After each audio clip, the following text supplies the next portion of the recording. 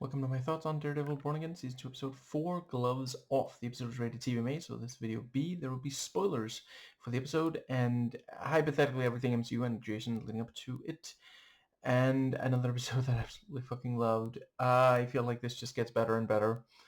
Okay, I'm going to start by recommending... This is the rare case where I actually have something that's kind of relevant.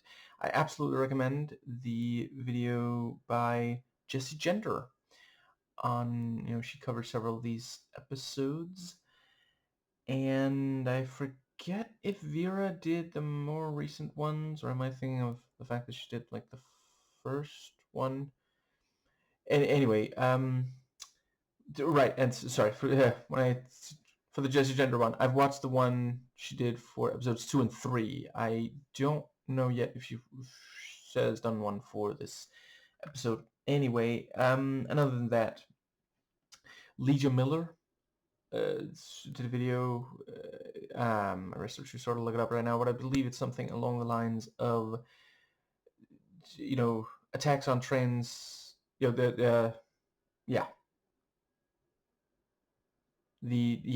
Attacks on trans people are ramping up. Elliot Sang again did a really solid video about, stop making excuses for racism. And I also really liked the Okie Dokie video, Justin Baldoni is a loser. Sometimes it's very difficult to pick just one. Anyway, I think... Okay, so I'm going to try to keep this more or less chronological. One thing, I have my issues with Disney. So this is not me like fucking shilling their corporate product. Personally, so far, I have enjoyed the official Daredevil Born Again podcast. The crew and cast and such, really interesting insights, and it continues to warm my heart seeing how happy Deborah Ann Woll is to be back doing this. Like, it really comes through that she's, she loves working with this character, and And I have to admit, I had underestimated the character of Daniel, and I really appreciated hearing Michael Gandolfini share some insights into him, which,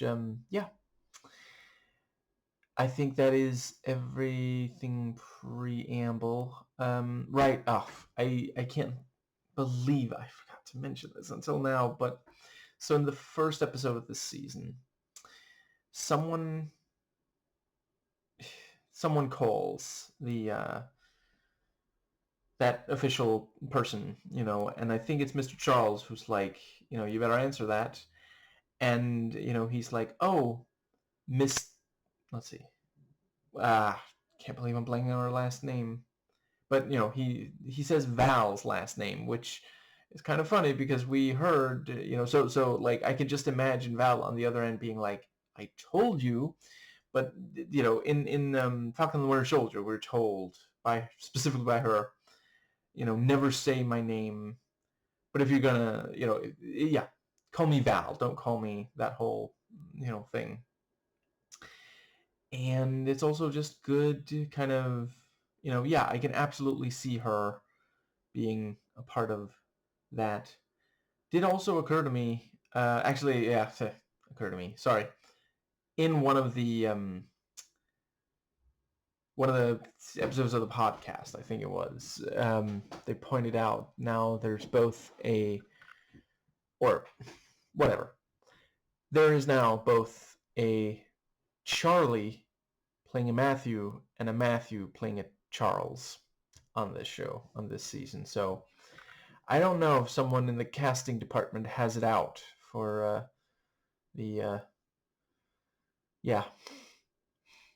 I imagine it caused some confusion, although I suppose that, but so far they haven't shared a scene, but even so.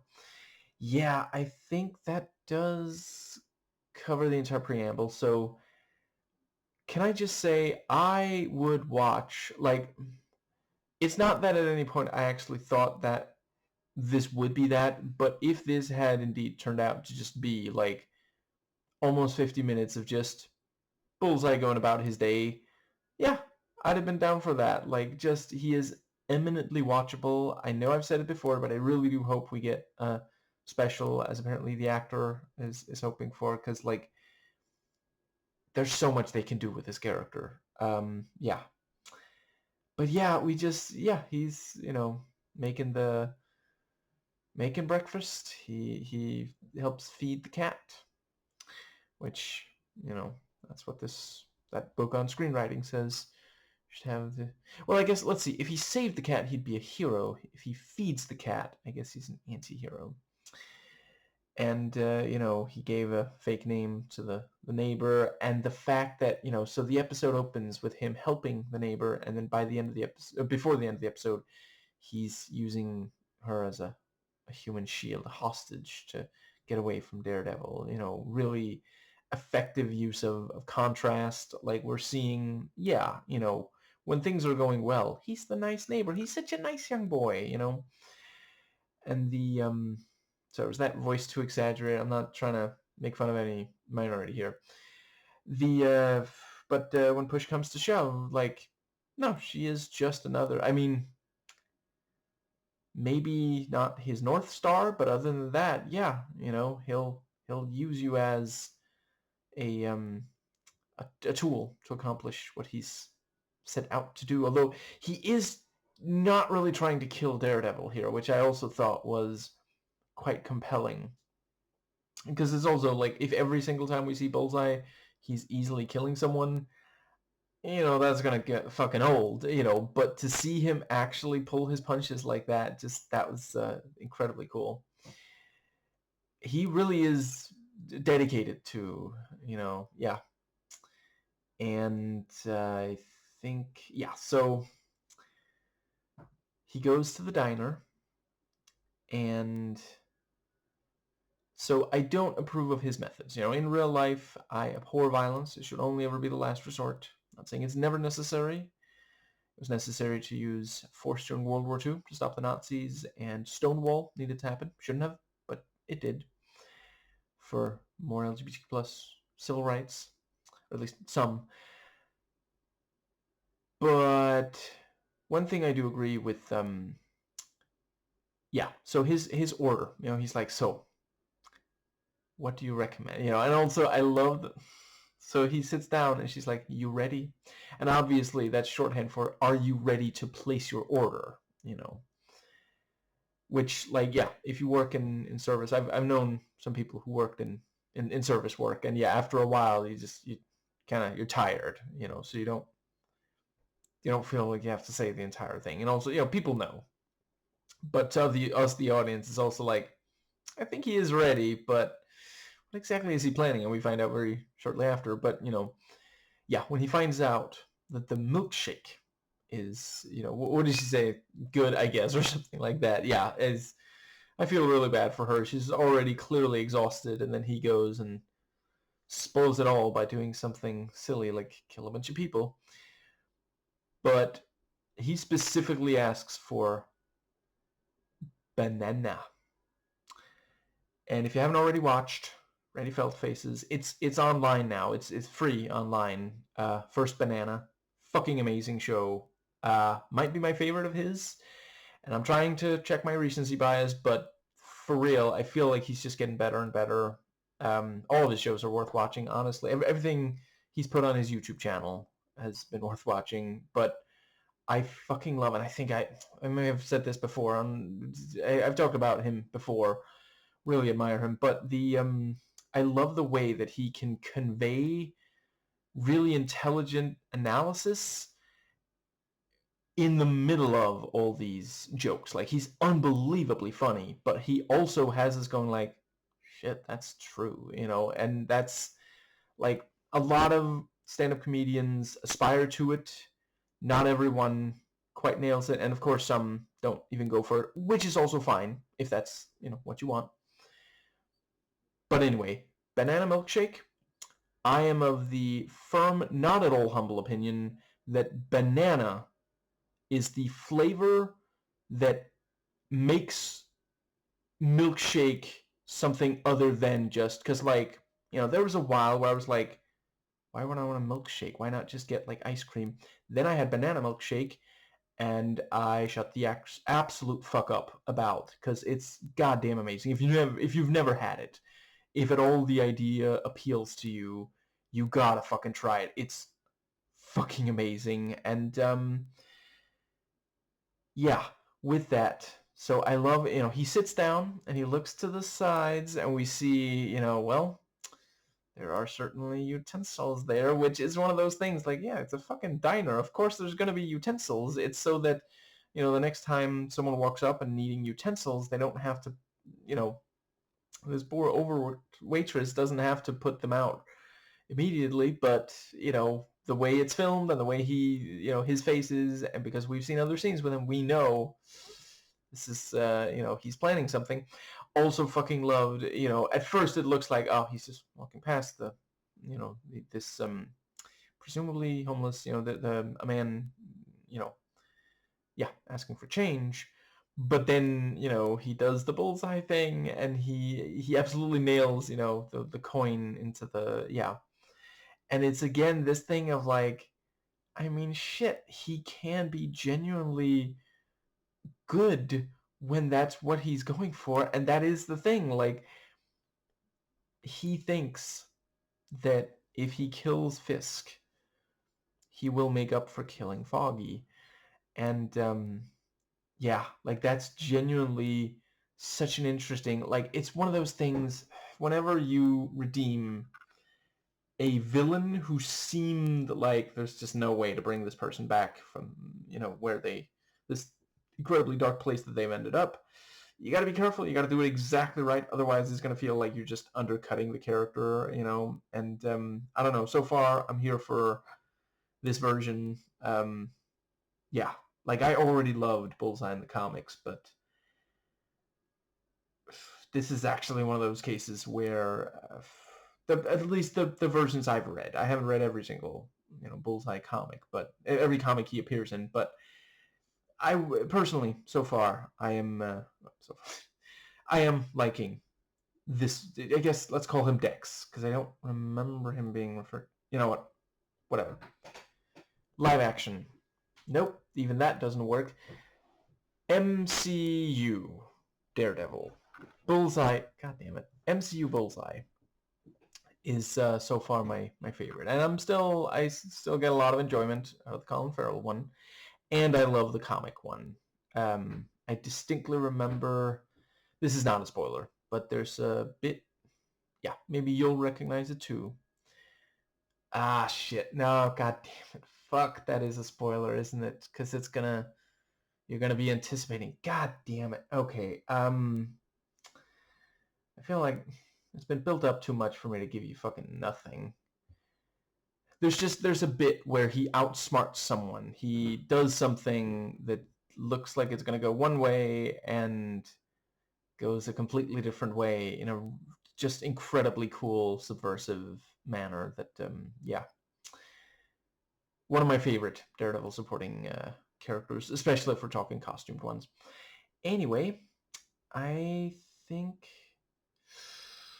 that does pretty much bring us to, yeah, so he places the call and claims, the Punisher is in there, which is so clever because, like, yeah, if they go in expecting the Punisher, because, like, Dex doesn't really look like the Punisher, like, even in the black, like, he doesn't look, but if he said, Bullseye is in there, then they're gonna expect him and he would lose the element of surprise. But yeah, just also impressed that he managed to suck it down so fast without getting brain freeze. And yeah, the AVTF immediately show up, and he even says, oh my god, he's got a gun, and then hangs up abruptly. So it sounds, oh my god. And yeah, they all, run in and tell everyone not to move. And then, as soon as the one guy sees his face, I love, oh my god. can it just can it be a thing? Can they keep having him? Is it too much? Maybe it's too much, but I am so here for Dex fucking using his mouth to launch a tiny little, didn't used to be a projectile, but in his hands or mouth, it is.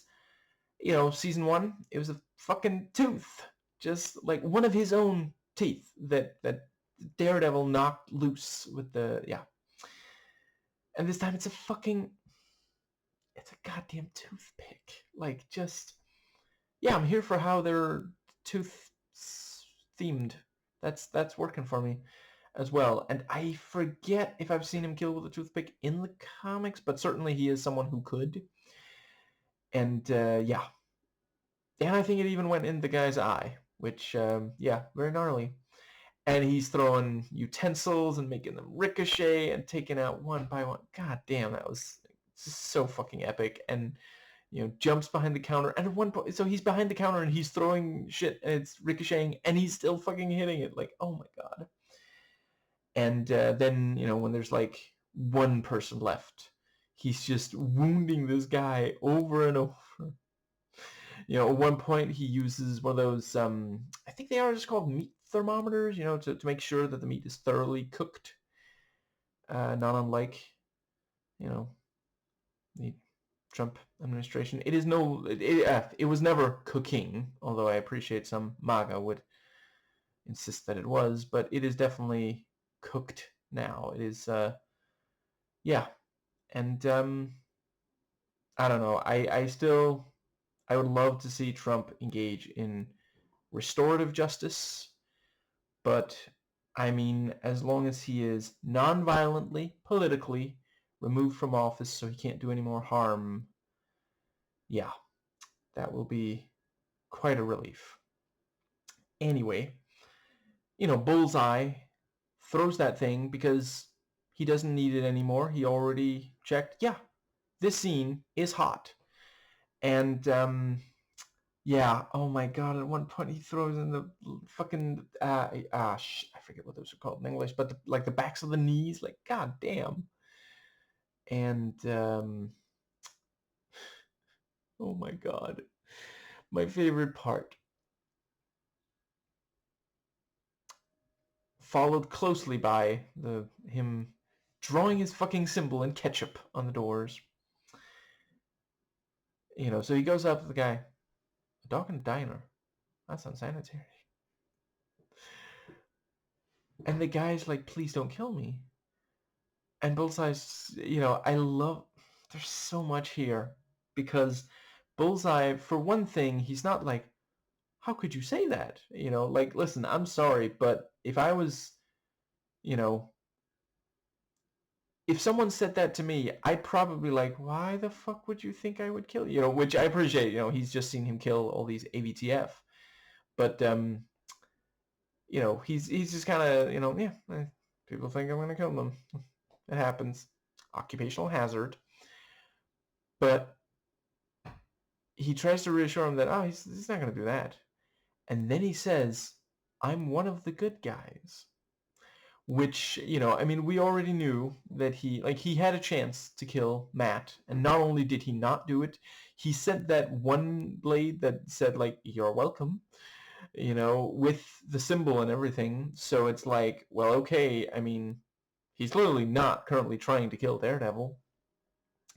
And we've seen him kill AVTF before this episode. But then, like, yeah, this episode cements it. He thinks he is one of the good guys, at least now. And the fact that just... he says that as he's killing all these people. Like, listen, I'm not exactly a fan of the AVTF or, their real-life counterpart, ICE and police. But this is still, this is extreme. But he thinks, and it's this thing of, like, violence is all he knows, like, if all you have is hammer, everything looks like a nail.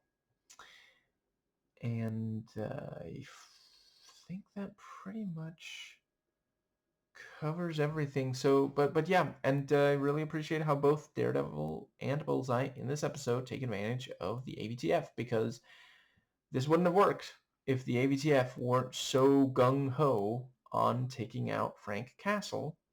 And later in the episode, Matt is able to accomplish things because he's, dressed up as AVTF, which, I've played my way through Hitman 2016. That shit works. Anyway, I think that does cover the entire opening bit. So let's see. I think the very next thing is Jack ing off himself. That doesn't even work. Jack Duquesne is leaving, which, I don't know. I mean, I guess maybe they can have him show up in something else, or maybe later this season or in the third season. I do hope this is not the last we've seen, because it was fucking amazing, seeing him fight his way out of the cage area. Yeah, in episode 3. Anyway, I think they skewed a tiny bit too close. Like when he says, what, you think you're a hero, you're a symbol. I mean, he might as well have been like, you're Batman. But I do really like the idea, because, I know I've said it before, but I think this version of Daredevil is at his best when he is facing off against Fisk, and they're both fighting over the soul of Hell's Kitchen. And yeah, it is a really fascinating idea to have, because, he's been, like, certainly some people trust Daredevil a lot and feel a sense of relief that he's around, but, this seems like, I mean, one of the big things here is that now he's been declared, an illegal, if you will. He's on the mayor's shit list. I think doesn't that bring us to the, and he lets them spend a bunch of money, whatever and whenever they need. And he's like, I've been in the cell for 6 months. I want to burn these fucking clothes. And, oh, wait, was this around this? I'll just real quick do Mayor Kingpin bit was also great. And, pointing out what the money is actually going to be spent for, which, boy, does that hit home right now. Holy shit. I mean, I'm not the first person to point out, but apparently, Trump and his cabinet don't think that there's money for, healthcare and alleviating the suffering that, I appreciate not all of it was caused by him, but a lot of it was worsened by him. But they do think there's money to bomb Iran, and now they're like, okay, we're not going to keep bombing. I don't know, honestly, that's the last I heard, but it's not impossible by the time you're watching this episode. Maybe by the time I'm done recording this episode, he'll have started back up again, because keeps going back and forth. And I happen to not think someone like that should have the power to drop bombs on people. I mean, almost no one should. Obviously, I think I've pretty much made clear that that's my point of view on it, but certainly not someone who has this little, does this little planning research and, so quickly backs out of it. Like, this is not going to help anyone. Well, some people are getting very wealthy off it, of course. You can always trust, rich, white, capitalist men will always find a way to make money off other people's pain and suffering. At this point, I should definitely also recommend Some More News, did a recent video. It was something about political props in the title in the video. Anyway, And the thing about the boxing match was also like, yeah, which is one of those things like, yeah, I mean, if Trump had the physique that MAGA AI insists he does, I'm pretty sure there's a certain chance he would, you know, engage in something like that. We know he likes to pretend he's tough. Which, all I'm saying is, I've seen the man react to an eagle. Yeah, I don't know. Didn't look super tough to me. And I'm not saying that I'm tough, but I'm also not pretending to be. And I certainly don't try to make myself feel better by putting down people who have less power than me. I try to be very careful to only... I try to criticize powerful people rather than, you know... Yeah, there's that thing about, you know, if you make fun of someone more powerful, you're... You know, it's criticism. But if you're making fun of someone with less power, it's punching down, it's bullying. Anyway, yeah, more great stuff with the scene. So yeah, after Jack leaves, you know, we have the thing about Karen. I appreciate that now. I mean, I guess someone told her somewhere along the way, hey, if you're gonna be a fucking spy. I mean, I'm not gonna particularly talk about the wigs. Was it Nando? Someone said, you know, worst wigs they'd ever seen or something like that, which is funny. But, you know, for as little subtlety as there are to those wigs, that fucking, you know, folder that she dropped off in one of the earlier episodes of this season, that was ridiculous. So now it's just an SD card. That's, yeah. And, yeah, makes a ton of sense for, you know, Angela to be doing it. So that is quite clever. And yeah, I like the bit where, you know, so like the two of them are whispering and they're not like right in front of Matt, but you know, Karen knows about the super hearing, so she turns to look and he's like, yeah, sure. And yeah, you know, he notes about the amulet and he doesn't say no. He just says, you understand the responsibility, right? Because, you know, great power. Yeah, I'll see myself out. And I guess the next thing was the, yeah, more of the great Mr. Charles. And I really appreciated him pointing out, you know, you haven't actually done the thing we wanted you to do, remember? And the thing about, you know, I'm fucking here for his obscure, weird fact. You know, maybe he should tour with Randy Feltface. But the thing about, you know, they literally shit bricks. Why is my ass sitting on these guns? And yeah, the part where he brings out some muscle and then, you know, he thinks that Buck is not going to be fast enough, so he's just like, oh, that's adorable, but you can put your hands down. You shot my guys. I'm sorry, can we get a do-over? And yeah, Fisk, yeah, does not respond well to threats, as we know.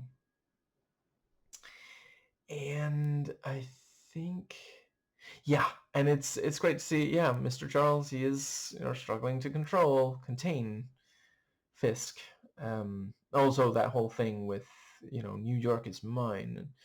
Well, you know, there's bigger forces at play here, and you're struggling to control even this tiny little slice of the world that's yours. And yeah, especially with the ending of this episode, which I will talk about, I can imagine Fisk is going to make some mistakes now with the pressure from Mr. Charles, and yeah. I think... does that maybe get us to when Kirsten... Yeah, and so yeah, they walk right in, and start making these demands, the AVTF to her office, and just, yeah, going through all this stuff and such. And once again, like, yeah, we are seeing ICE do this. And one of the AVTF says we don't even have to knock. So, no knock warrant kind of situation. And they also say, we don't need a warrant. Once again, yeah, like, holy shit, did they just know that was, I mean, I guess it was bound to happen if Trump was allowed to. But yeah, it is indeed true now that they don't even need a fucking warrant. Anyway, I think, does that, and yeah, the detail that as they're leaving. And by the way, is his voice getting gravelier? I mean, any day now he is going to start doing bail, but I'm here for it. It fucking works. Powell. I'm talking about Powell. He's a very powerful AVTF agent, and yeah, oh my god. I don't know if they need to keep underlining that he's not the smartest, that he's just this aggro dude. Listen, 100% agree. That is, there's so many people like that in ICE. But, like, we already had the thing where he's, like, beating up, and even Buck is like, dude, chill. But then this episode, he doesn't even know attorney-client privilege. He just says attorney-client whatever. Okay, like, can we not pretend like there's an American who cares about law enforcement who doesn't know the meaning of those exact words? Like, listen, obviously, when he was a kid, he grew up watching fucking Law and Order and such. He knows those words. I get what they're doing. They're saying, he doesn't even care about the law. He is a law officer. He has a badge and a gun. But it's a little bit like, yeah, I don't know. I think it should maybe be something that was a little bit more, I don't know. I mean, at the same time, we've heard them, like, I forget who, but someone Trump adjacent did say that, let's see, there was that thing, I forget the Latin term, but it was something meaning that you're entitled to your day in court. And, Trump adjacent person was asked, what does that mean? And they said, oh yeah, it means that Trump can do whatever he wants, which is essentially about as close to the exact opposite of the truth as they could get with that answer. So I guess maybe that's also something they're going for here. I don't know. I think it's maybe also just maybe spread that kind of thing out over more of the AVTF agents. Like, there's several others that we recognize and remember, or at least one more. Anyway, whatever. But yeah, as he's leaving, the last thing that they knock down is, best I can tell, an actual statue of Lady Justice. So, and it breaks as it lands. So, yeah, like, no one, to my knowledge, has accused Daredevil Born Again, either season so far, of being subtle. It would be pretty ridiculous if they did.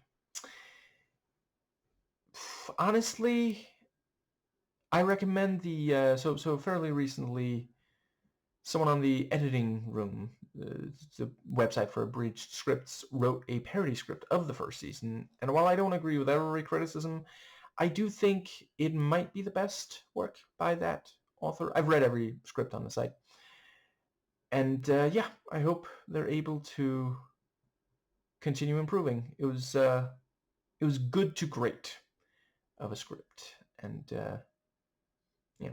no offense, I don't think that author is the very best when they're covering, like, an entire season of a show. They kind of tend to get a little tedious, and with this one, I thought they really got it right. It was paced very, very well, so great to see them improving. And hey, listen, this is me providing constructive criticism. I'm not hating on them.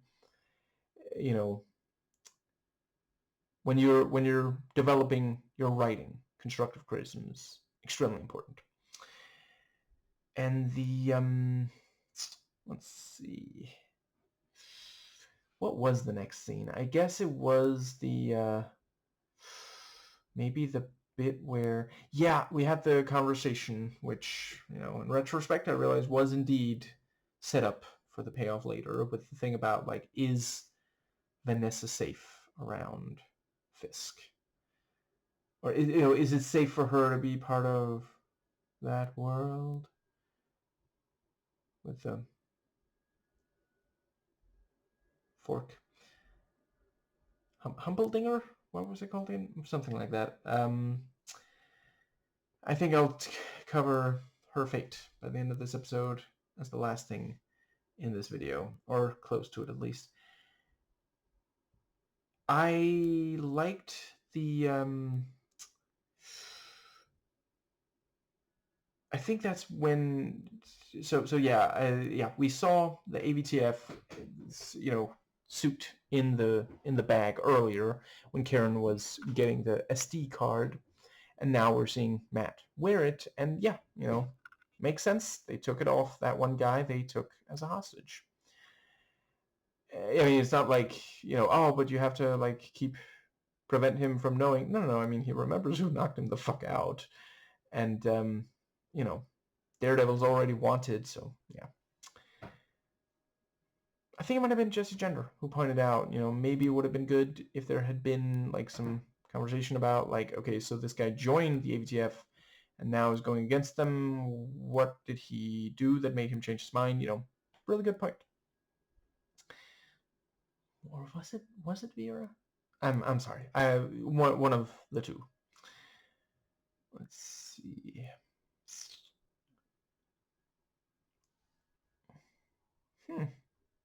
Yeah, and so I already mentioned, part of the reason Matt can even do this is because of, the AVTF have, I love this thing of him using their tactics against them. And this is pure guerrilla tactics.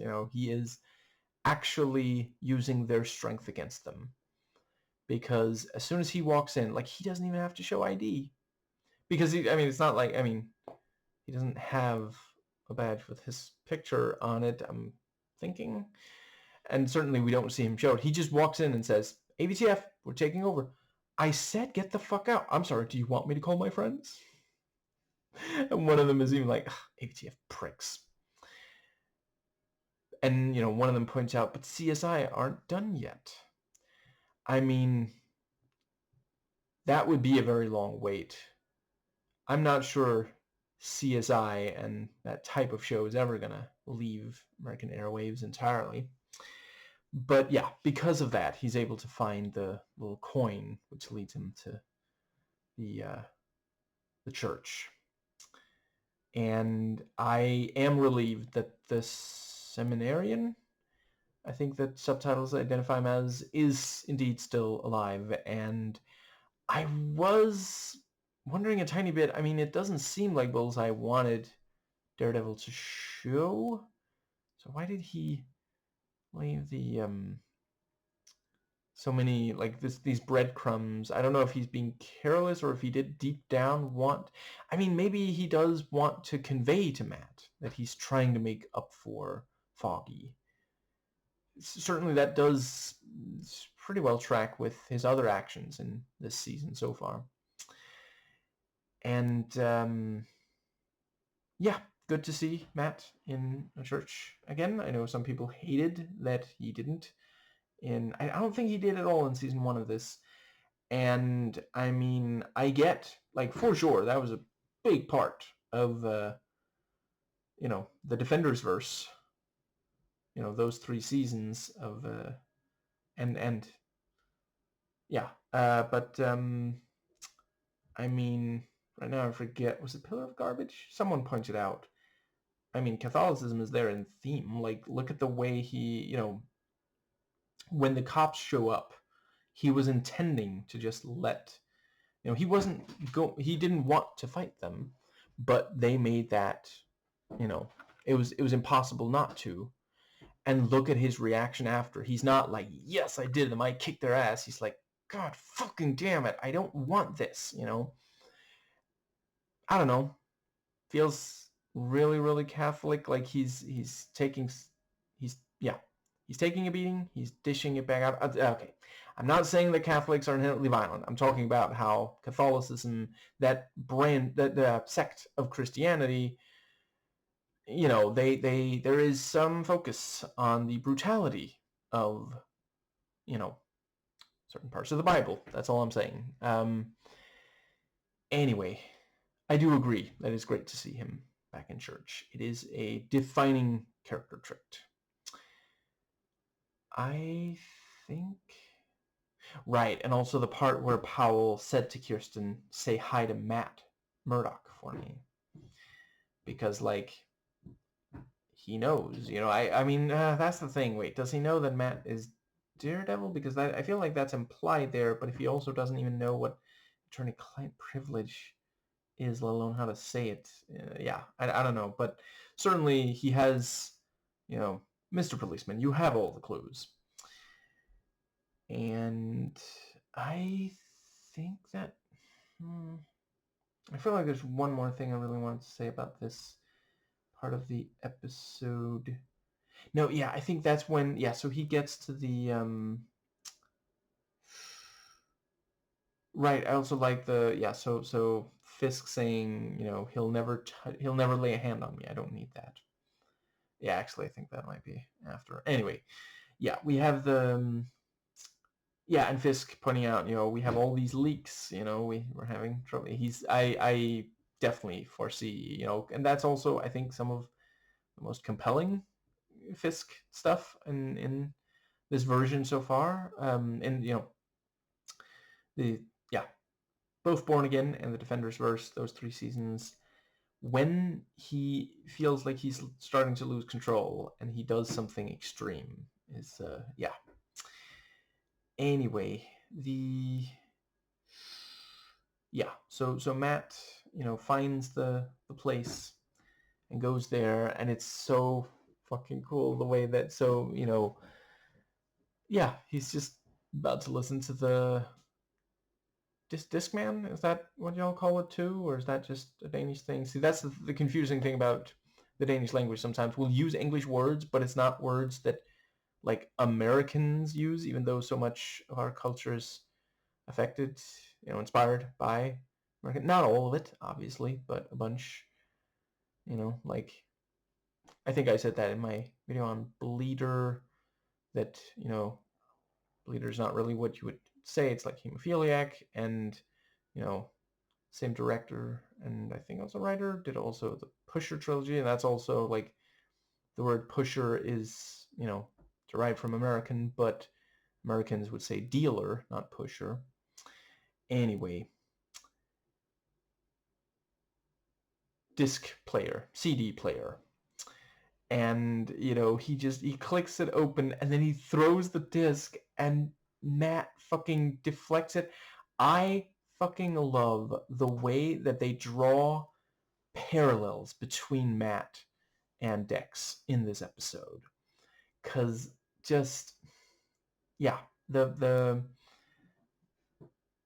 once again, that is something I feel like in general they've been pretty good at, criticizing this thing of vigilantes, the power fantasy. A bunch of the movies just kind of lean into it and don't really, which is also fine. I'm a fan of almost all of them, but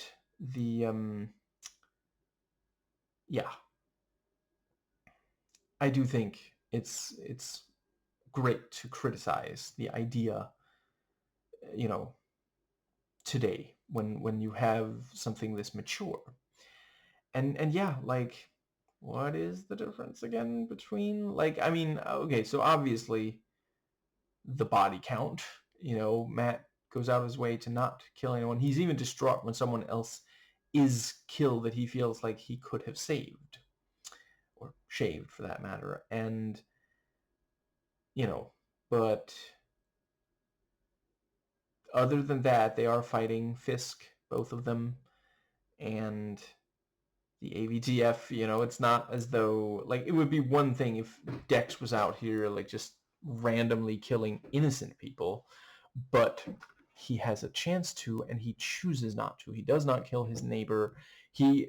Best I can tell, He just wanted Matt to listen to him until he explained himself.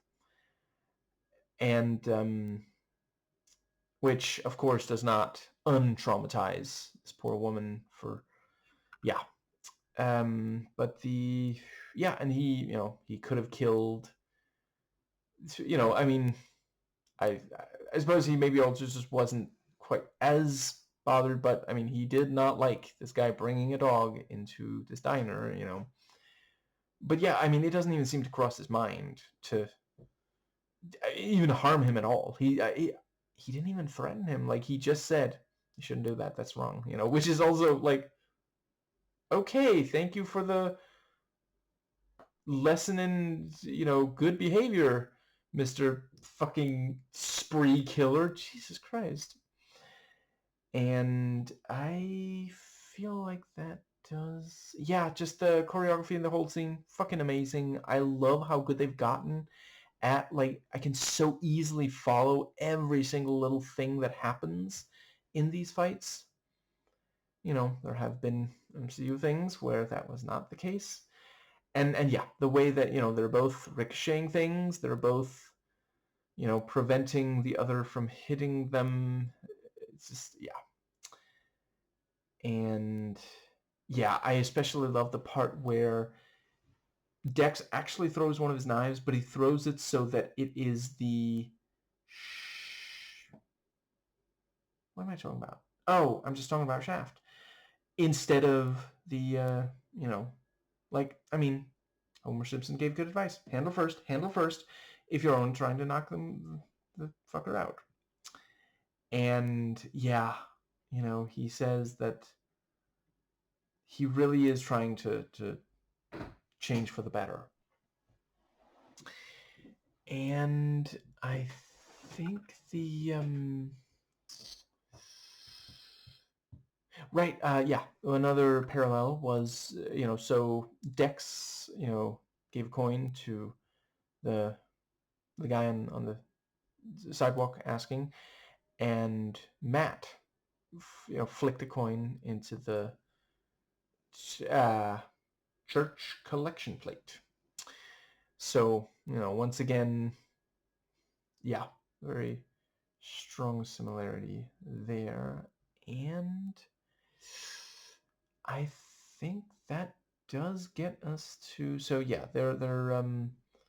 we have the, right, I right now have mixed feelings about, so Fisk did tell Vanessa to stay away, it wouldn't be safe. And by the end of the episode, after she did not stay away, she ends up, I mean, I would definitely say it looks like she's going to die from that, or maybe be permanently disabled, but her life is not going to be the same, I don't think. And yeah, I don't know. I don't love the idea that that's, I mean, are we supposed to think that that's like almost her own fault? Because, like, listen, I appreciate the idea of, if you, what's that thing? If you play with fire, you're going to get burnt. Her being part of, Fisk's criminal world, eventually she was going to get hurt. I don't think that's a terrible idea, but I don't love this thing of, like, so the man tells the woman, hey, I'm doing this to protect you, and she, despite being smart, does not do the thing that he asks, and then she ends up maybe dead. Like, that's, I don't know. I'm not really fond of it. If you think there's something I'm missing, something that really makes it work, please let me know in the comments. By and large, I do think they are getting most things right here. Anyway, we have the, yeah, very clever thing about, so, I mean, why is Fisk doing this? Well, maybe it's to affect Daredevil. Maybe he's trying to lure him there. Just him? Oh, Dex. That was genuinely really clever. And yeah, of course, Dex would fall for it. This is not, like, he's amazing with these projectile weapons. he's not someone who's necessarily going to think about, because like, yeah, it is a kind of obvious trap, but he's obsessed. And yeah, they know, Kingpin knows Dex. We saw that in season 3 of the Defenders verse Daredevil show. Anyway, yeah, I like the part where so Angela goes and talks to the guy from the convenience store, which I really appreciate. So yeah, there's some payoff to the fact that she didn't tell on him there. She tried to just get the situation de-escalated without, and now it's paying off. The fact that this guy still respects her because she tried to de-escalate, and he might think, but we were having fun. You were trying to ruin it, but she did not. Because like Storm's right there. Like she could have, she if she raised her voice, she could have been like, "There's a shoplifter in here," That's yeah. And hands the guy a bunch of money, and there's the SD card in there, and yeah, she threatens to beat him, which is one of those things of like, I mean, with the amulet, I think she could, yeah. Right, and yeah, Christophe, and that was great seeing they're recording all these videos, and did I see that right?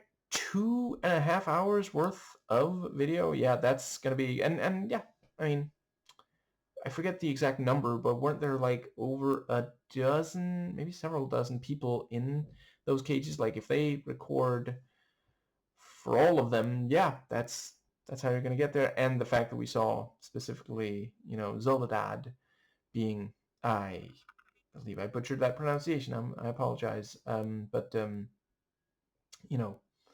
Hector's widow. Seeing her in there, and yeah, like it echoes nicely how in real life, part of the way that the public opinion of ICE has turned so much. Part of that is we're seeing all these just completely regular people being abused by ICE, sometimes even murdered. And I guess that, which once again, I'm not saying that you should do anything violent against ICE. I'm hoping that, with enough pressure that it can be stopped. And I do think it is worth noting, when there is violence involving ICE, it tends to be them starting it. And some of the time it's like, well, why the fuck did you even get violent there? There was no threat whatsoever. Like, yeah. And the, yeah, I like the thing about, so, Christophe, like, English is not his first language. So he's like, own the city. Is that right? And, Christian is like, yeah, that's a good way to put it, which, like, yeah, that is, he is treating the country, I mean, city, as if it belongs to Trump. I mean, Fisk. And let's see, I think that almost covers, pretty much gets us to the fight itself. And yeah, it was very clear, the other guy, that Matterhorn, I think they call it, he thought that this was just going to be, I mean, is that a spoiler? I'll just say there's at least one Rocky movie that does this. Yeah, I don't know. The first one is amazing. I'm not sure. I think it might have been more stubbornness that, I don't know. I found something to love about, watch the first 5. I found something to love about all 5 of them, but some of them had to look harder. But that first one really, if you haven't already watched it, it really is fantastic. I love when I get to refer to Stallone as an actor, because he's fun in stuff where he's not doing the best, but it's really great. When, Rambo and Rocky are among the roles where he really does get, yeah, do a really solid job. Anyway, yeah, Matterhorn thought, oh, this is just like a promotional thing, we're just having fun. And then, he does, try to properly fight Fisk when he realizes, and Fisk brutalizes him. And I mean, I'm not certain if he's still alive. I know Fisk would probably say if he dies, he dies. But let's see. Yeah, we have the thing about like, well, we've covered all the exits and entrances. I want one clear.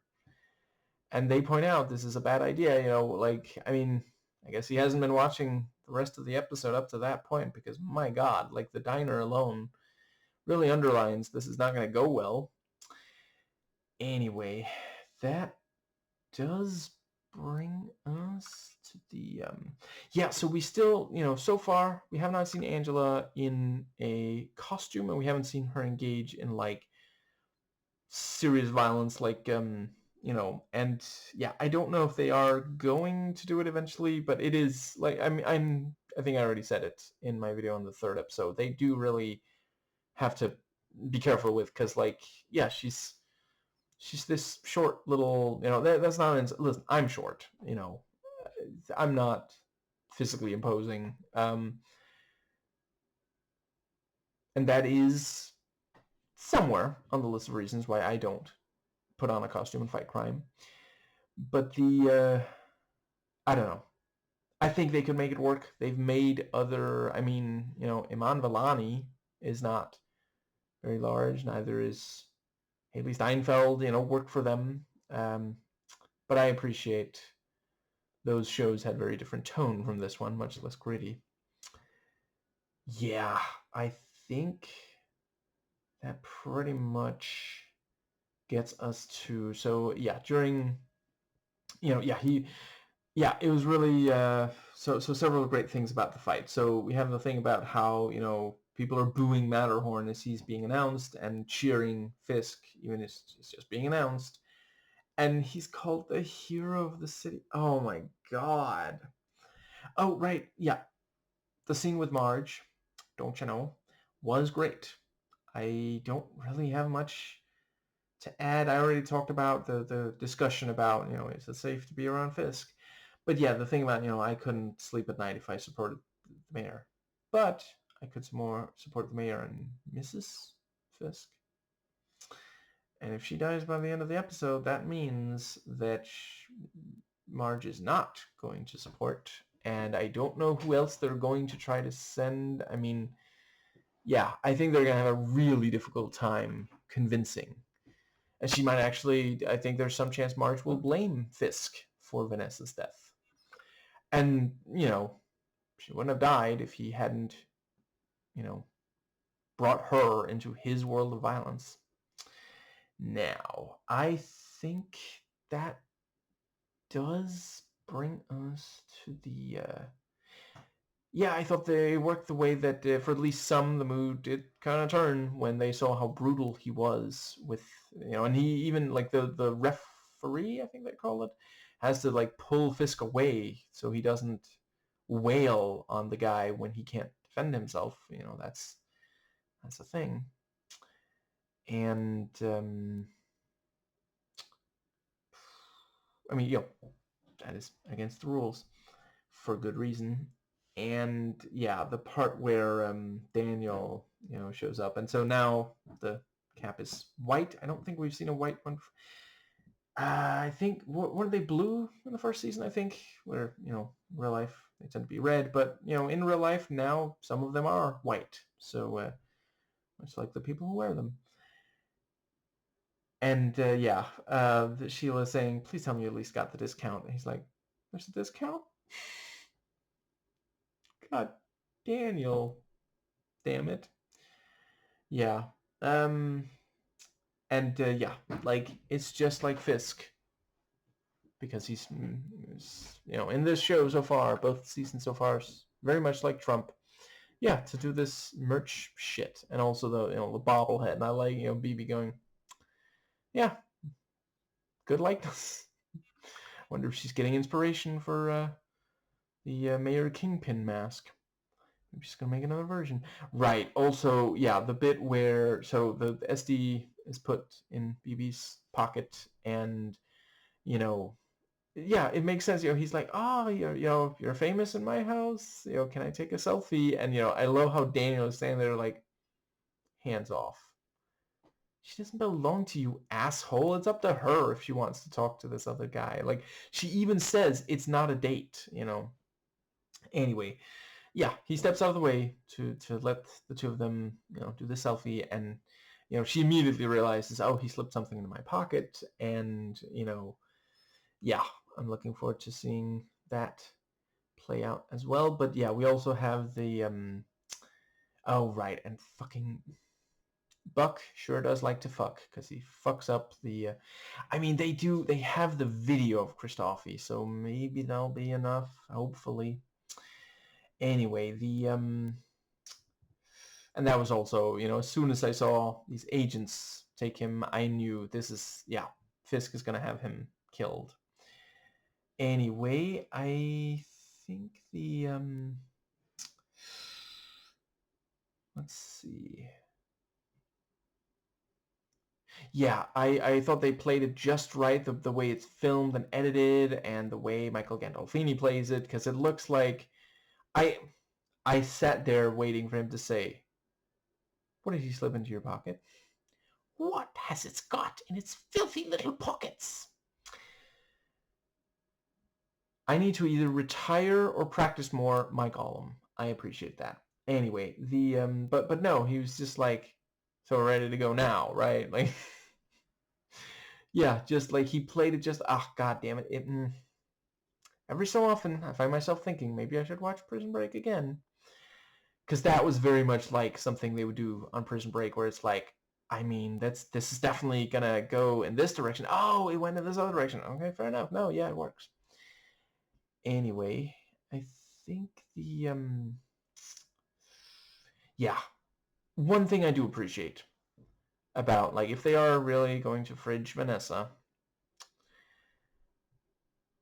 the fact that she was the one who she tries to shoot Dex, which that does work for this thing of, like, play with fire, you're gonna get burned. Yeah, the thing is, like, I don't think we needed the thing about Wilson telling her that she should stay away. That's the part that I don't love. In addition to killing off strong female character to motivate the man pain of a major character, that's yeah. I think the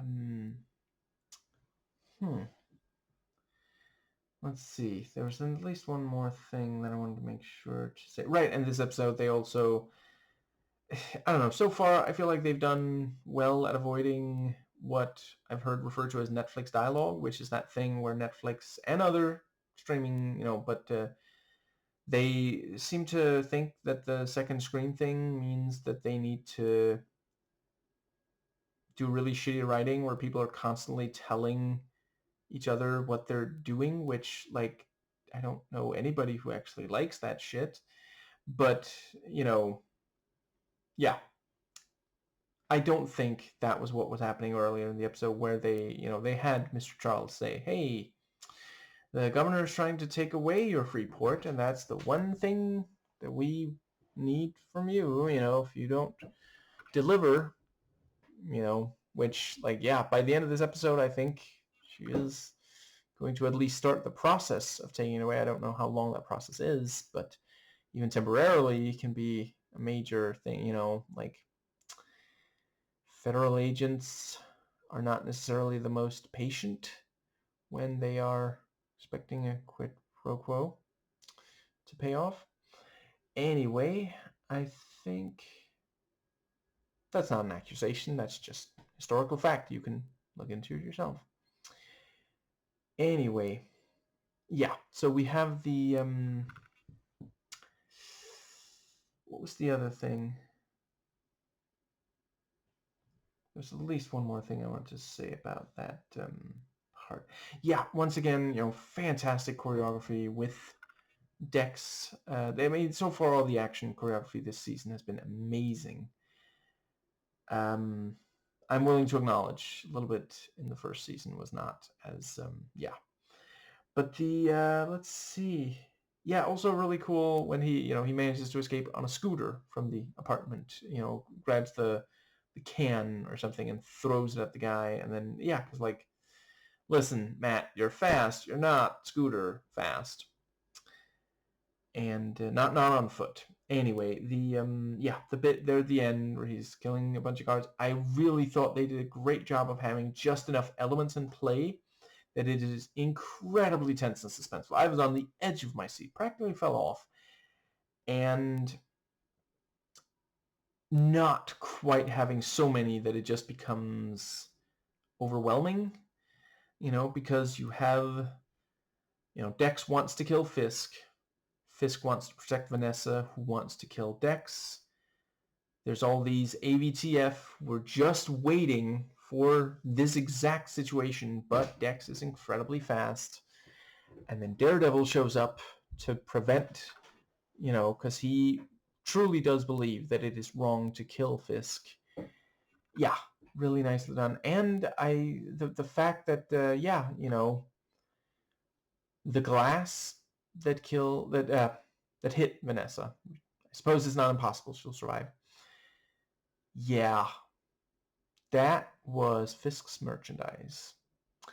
And the reason that it flew at her in pieces like that is that he deflected when it almost hit him. He deflected with the belt, the championship belt, which means that if he had let it hit him, she would not have been hurt by it. And that I do think works, because that has nothing to do with her agency there. I don't know. Hopefully I've made it clear. My big problem, other than the general nature of fridging, is the idea that a woman exercising her agency, going against what a man says, ends up getting her hurt, maybe even killed. Like, that's such a fucking... We need to get rid of that idea from pop culture as much as at all possible, because that's patriarchal bullshit. There's so many cases where the woman is in the right and the man refuses to accept it because of media that says that women are always in the wrong. Just completely fucking absurd. And once again, like, if you're a misogynist and you're like, well, no, women are never right about things. Okay, why do you want them to raise your children then? Aren't you worried that that's going to fuck the kids up? Why do you trust her to cook and clean? Like, if she does that sufficiently wrong, then it could be dangerous. Like, just all I'm saying is think about these things. Think about, try not to have unconscious biases. Listen, it's almost impossible to not end up with at least some, and it's a lot of work to recognize them and pick them apart and stop believing in them. I am still working on, there are some that I do have left, but it's necessary. We have to get past these ideas that are demonstrably untrue. And for me and many others, that started with someone challenging the idea, pointing out the gaps in logic. I guess that pretty much covers the entire episode. Yeah, I'm really looking forward to more. I feel like they're doing a really great job with this very focused plot so far. I think it would be good if they keep that up, at least for the rest of this season. There's going to be a third season. Like, maybe they could go in another direction. But, so far, 4 episodes in a row. It's very much, it's the Northern Star. Apparently, it's difficult for Charlie Cox as a Brit to pronounce the R in the middle of the word. Which, like, once again, like, did someone fucking dare the screenwriter to, because he had to say it a bunch. This is something he talks about in the podcast. Anyway, let's see, the other thing was that yeah,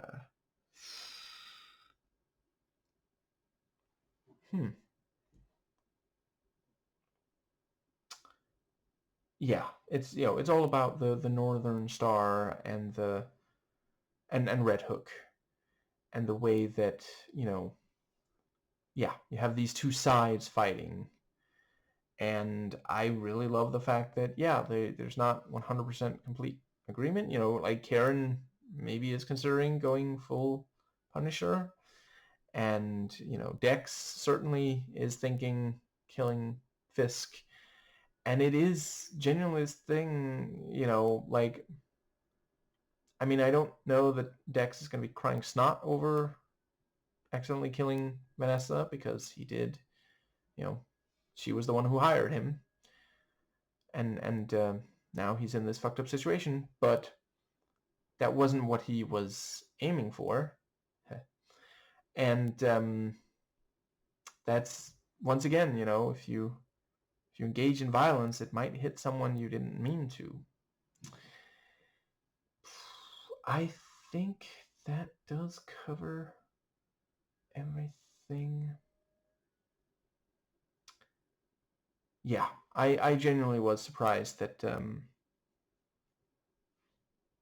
Swordsman was not. I thought he was gonna like join this team, join Karen and Matt, the way that it certainly seems like Angela is basically a member of the team now, which I quite appreciate. But yeah, I think. Let's see if there's anything else that I wanted to make sure to say. Yeah, I felt they did a good job capturing the brutality of the boxing match. And it's one of those things, I mean, Trump himself said that he could shoot someone on Main Street, I think it was Main Street, and he wouldn't lose a single vote. So, this scene is the thing of like, well, if they see his brutality up close like that, are they still going to be okay with him?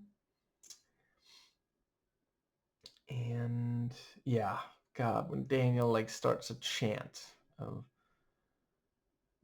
the name, I think it was. Right now I forget if it was Wilson Fisk or Wilson Fisk.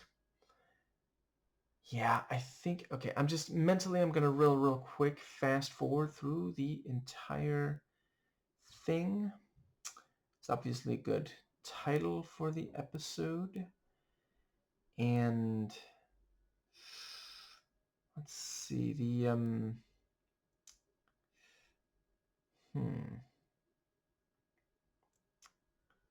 one thing I also really liked about how Bullseye, so the thing with the diner, that really was him doing that. That was not like, oh, I have been cornered. This was unexpected. I have to defend myself.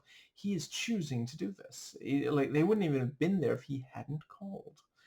And I do think that is very purposeful, because they could so easily think about all the, all the times throughout these episodes, because it would completely change things if it was not. But he wants to kill all these AVTF. It is not just them going about, going around and doing, which could also, there's another story there.